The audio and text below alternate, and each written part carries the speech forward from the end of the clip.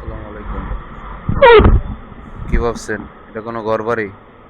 না ভাই, এটা কোনো ঘরবাড়ি না, এটা একটা ফ্লাইওভারের নিচে এক বৃদ্ধ মহিলা বসে আছে, সামান্য কিছু খাবার খাওয়ার চেষ্টা করতেছিল। তো আমি গাড়িটা ব্রেক করে আমি তার কাছে যাই। আমার ব্যাগেও কিছু নাস্তা ছিল, আমি তাকে দিলাম, নাস্তাটা নিল।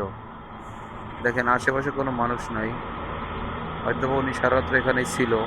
ভোরবেলার ঘটনা, ভোর তখন 6টা বাজে, তখনের ঘটনা। যাই হোক, আমি দেওয়ার পরে আমি তারপর আরো কিছু সামান্য কিছু টাকাও দিলাম।